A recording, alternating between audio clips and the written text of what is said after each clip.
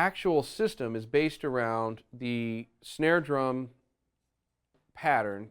It's a backbeat pattern on 2 and 4 with ghost notes around it, and then adding different patterns to create independence exercises on the different limbs. So there's a riding hand pattern, there's a bass drum pattern, and then there's a hi-hat foot pattern.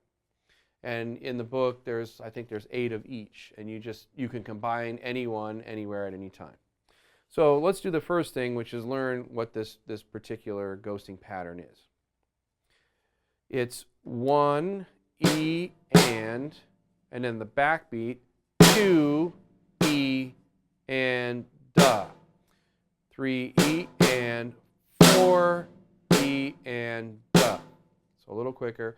1 E and 2 E and da, 3 E and 4 E and da, 1 E and 2 E and da, 3 E and 4 E and da.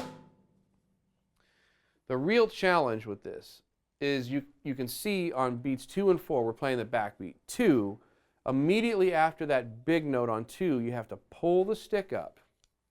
2 E, and 4 E, and get to that ghost note on the E of beats 2 and beats 4. There's a couple reasons I did that. The first was it keeps the 16th note flow moving rather than having this big gap every 2 and 4 where 1 E and 2, 3 E and 4. It keeps the 16th note flow more consistent. 1 E and 2 E and 3 E and 4 E and you can hear the 16th notes sort of going by more. The second thing is it makes you control the stick height. Now I'm using my full elbow, big backbeat, bam, and then the elbow goes out immediately. Bam, like that, bam, up, controlling the stick height after the backbeat. So I'm accenting the first note of a diddle is what's happening. There's 2 notes with one hand, left, and then small. Dot, dom.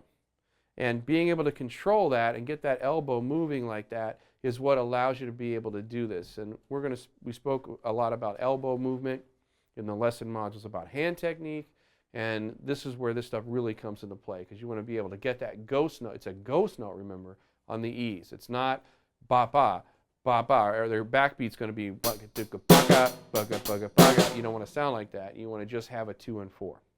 So let's put the click on 16th notes and just practice the ghosting system just with the snare drum hand by itself. 1, 2, 3, 4. And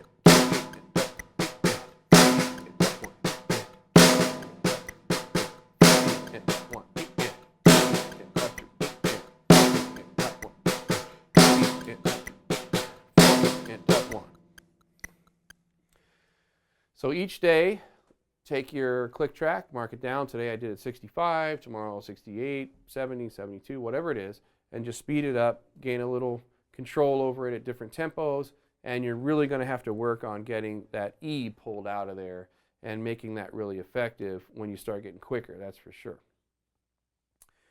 Step number 2 is to begin to add some of the different limbs into this ghosting system. So I'm going to take a riding hand pattern, and we're going to play these on the ride, even though stylistically I would probably play most of my riding patterns on the hi-hat in funk music. We're going to play them over here on the ride, or if you have like an auxiliary hi-hat, that would be cool, because we want to free up our hi-hat foot to be able to do figures as well. So we want to keep our riding hand over on this side of the kit somewhere. If you have an aux hat, that would sound the best for this style. So let's go ahead and start adding in some of these patterns. I'll put the click on and just demonstrate some of the simple ones. I'll start with just starting the ghosting system, and then we'll just add quarter notes on each one and start to go through a few of them. 1, 2, 3, and